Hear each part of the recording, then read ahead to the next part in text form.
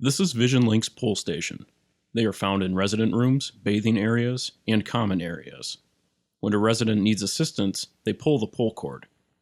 Once the station is activated, the red LED on the faceplate flashes.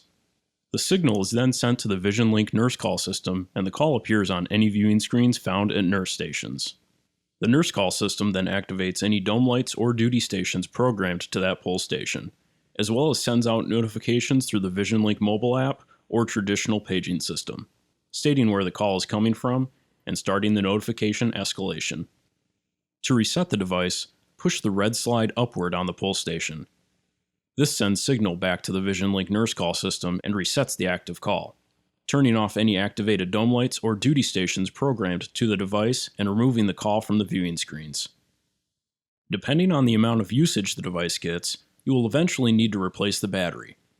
The VisionLink nurse call system will notify you with a low battery notification visible on any viewing screen, showing the exact device which is due for a battery replacement. A low battery report with all other low battery devices can also be generated and emailed regularly to maintenance or other staff through the nurse call system. To replace the battery, you will need a Phillips No. 2 head screwdriver and a CR123 battery. Take the pull station off the wall using the Phillips No. 2 head screwdriver. Turn the device over and locate the CR123 battery. Remove the expired battery and install the new CR123 battery. Be sure the positive of the battery is facing up, matching the location of the positive indicator on the pull station. Locate the small black reset button in the top right corner on the back of the pull station.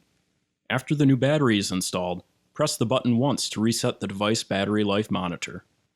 Install the pull station back on the wall and test the device.